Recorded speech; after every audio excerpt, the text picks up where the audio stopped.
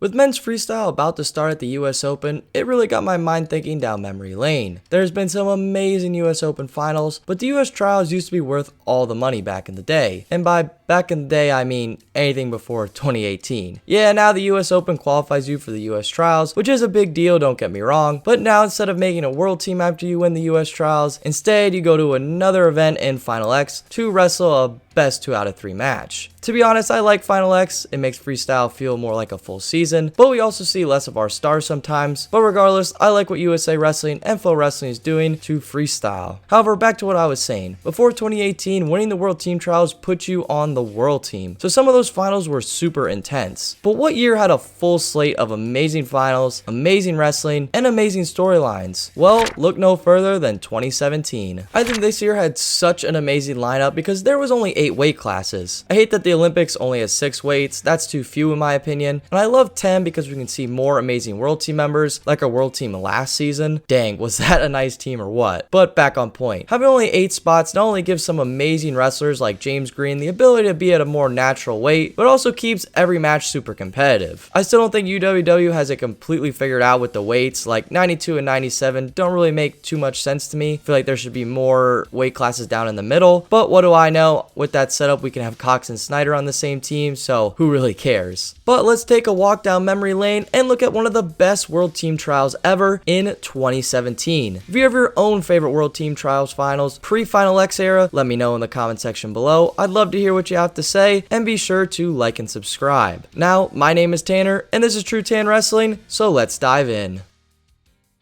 At 57 kilograms, this was the year of Thomas Gilman. Quick disclaimer, like I alluded to a little earlier, this World Team Trials was great because, well, the wrestling was outstanding, but also the storylines kicked butt. But back to Thomas Gilman. We all know this season he was the projected 1 seed at Nationals and the clear undefeated favorite to win it all. However, after dropping his semifinal match, he was denied his final shot to win NCAAs. He then took a while off and had to go to the last chance qualifier since they only took the champ of NCAAs to the World Team Trials, and he didn't compete at the US Open or other qualifying tournaments like the Farrell, so he had to go to the last chance qualifier. He almost lost his last chance qualifier match to go to the US Trials to DeShazer, who in his credit got a nice throw, but Gilman would end up storming back and getting the win, qualifying himself for the US Trials. Then once he made it to the Trials, it was not all sunshine and rainbows from a seeing perspective. He had the man who just beat him at Nationals cruise round 1. Winning that first match got you the 1 seed in the challenge tournament, Tyler Graff, the Wisconsin alumni.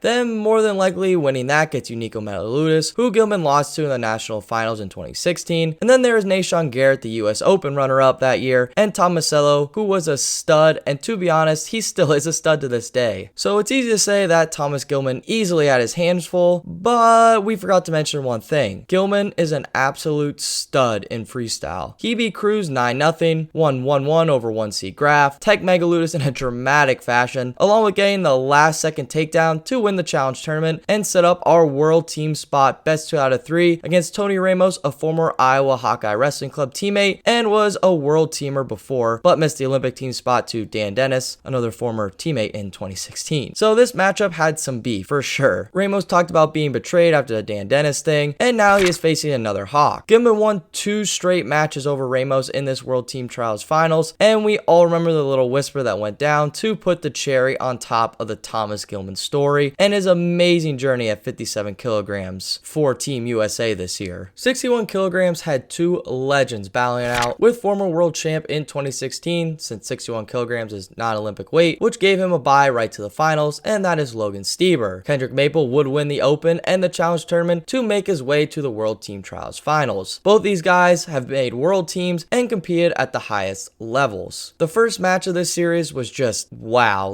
was this match fun. Ton of scoring, cool exchanges, can't ask for much more. But then Stieber really controlled the second match, winning 10-0 tech fall, stamping his spot to the World Championships. This shows how tough Logan was at the time. He was a little off the first match, but still got it done, and once he warmed up and Maple's soreness from the challenge tournament sunk in, it was all Stieber. You see, 61 kilograms was just 2 great wrestlers battling out, can't ask for much more, but there wasn't much of a storyline there besides them being 2 legends, and that's fine to me. This isn't the WWE, there doesn't doesn't always have to be drama, but don't worry, 65 kilograms picked it right back up for sure. Let's bring it back to the 2016 Olympic trials though first. 65 kilograms for the Olympic team ended up so wild that people wanted Molinaro, the Olympic team member, to wrestle off someone else for the spot, like this is Russia or something. However, after he beat Aaron Pico in the finals, he went on to almost medal at the Olympics, making the bronze medal match. Then he backed it up that run by making the US Open finals, but dropped the match to Jordan Oliver, so Oliver would receive the bye to the World Team Trials finals. But this is where the storyline picks up, unfortunately, but moving away from Molinaro for a bit to Jordan Oliver. Oliver would test positive for amphetamines, which I heard he actually had a prescription to take, but nevertheless he was banned for a year, which was super unfortunate. I'm a big JO fan, so I really didn't like to see this. So now Molinaro got to skip to the finals. However, going on parallel to these stories was Zane Rutherford, just coming off a national title run, so he got a pass right to the trials, but he did compete and qualify at the US Open as well. His only loss there was to JO, so that was looking pretty nice for him, and he proved it, tech falling 3 opponents in a row to make the trials finals, which is pretty impressive for someone still in college. Molinaro versus Rutherford was a super intense series. It went the distance, going all 3 matches, with Molinaro winning the first match by the skin of his teeth, winning 7-6, and then Rutherford killed that momentum, winning the next match 6-0 shutout. Then Zane would win and make his first world team, still in college, winning 7-4 with the iconic bloody flex. 70 kilograms definitely had some interesting and unique results. There was a huge US Open bracket, and by huge, I mean it was massive, where James Green would win to sit out of the challenge tournament. He had a crazy match with Jason Nolf at the US Open, and I still remember that semifinal match to this day. However, the winner of the challenge tournament was former world team member Jimmy Kennedy, who was a world teamer before, but just a few months before this world team trials, he was at 65 kilograms at the US Open, where he lost to Rutherford and Molinaro, and then just said, what the heck, let's bump up, and it really almost paid off for him. He entered the US trials and beat Kolchitsky and Nolf more convincingly than Green did at the US Open, so he had a legit shot. Except if this was the story of Thomas Gilman this year was also for sure the story of James Green. He shut out Kennedy in match 1 and then won match 2 8-5, making his second world team and returning to locking down the 70 kilogram spot. Now we could keep going in weight order and talk about the amazing dramatics between 74 and 86 kilograms, but let's wait till the end to keep this video interesting and jump to 97 and 125 kilograms. 97 kilograms had the story of Snyder versus Gatson back in action again, except this was coming off of Snyder winning Worlds in 2015 and the Olympics in 2016. But Gatson had pinned him in the finals of the NCAA tournament, but that didn't really matter with Snyder teching him twice. See, there was for sure some tension going into this match, but Snyder controlled the series. However, they would have more entertaining matches as their careers would go on. Then moving to heavyweight to juice this video back up again, we had Nick Gwiazdowski, who was relatively new to the freestyle scheme, but he looked amazing when in the US Open, beating former world team member Zach Ray, Lehigh alumni. He also beat Dom Bradley in the semis of that tournament, and Bradley is still a top dog at the weight respectively, and Bradley would find his way to the rematch against the NC State alumni in the World Team Trials finals. These matches were super competitive, but Gwiazdowski basically controlled the matches, maybe a little less in match 2, but regardless, he would become the world member at heavyweight.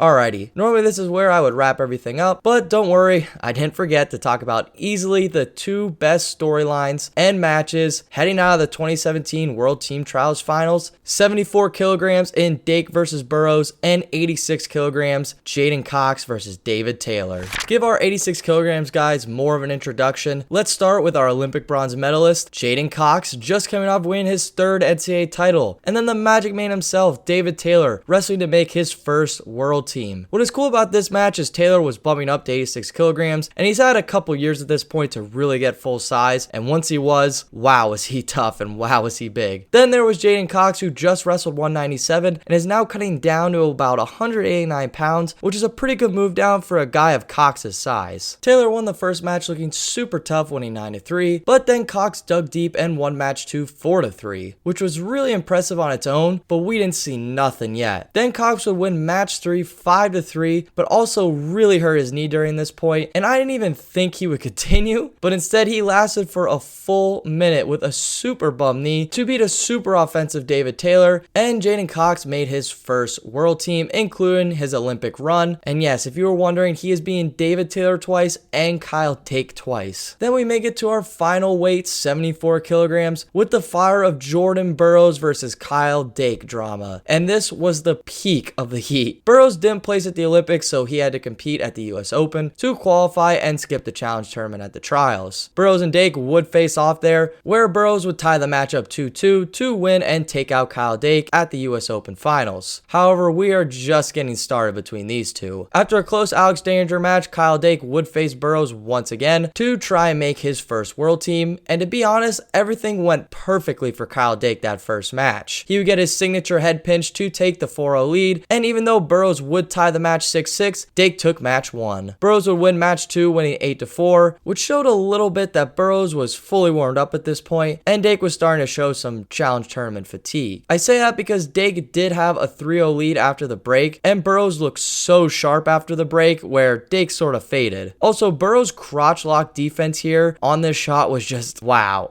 Wow, go watch it if you haven't already. Match 3 started out hot with Burroughs getting a nice ankle pick transition into a gut wrench out of bounds to go up 4-0, but the match was far from over. There was still more than 5 minutes left to go. However, Burroughs kept his lead entering the break, and Burroughs stayed offensive, but Dake was still on the attack. However, Burroughs would keep it up and win 6-2 to make another world team in an amazing series.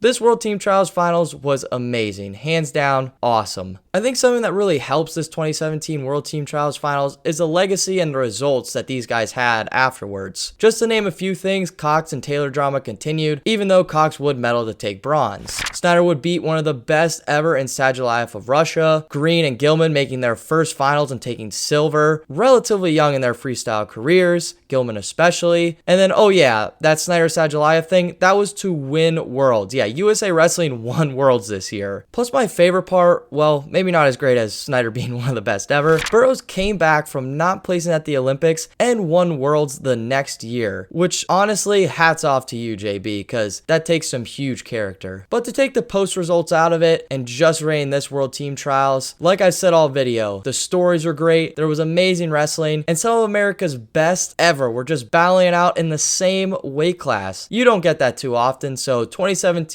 will remain one of the best. Well, with all that said, if you enjoyed this video, don't be shy to like and leave a comment with your thoughts, along with hitting that subscribe button for more TrueTan wrestling content. Also, if you love the channel, we just dropped merch, so go check that out, along with my Patreon for extra content. Those links will be in the description below. With all that back end stuff out of the way, I wish you all a great day, and I will see you in the next one. Take care, everybody.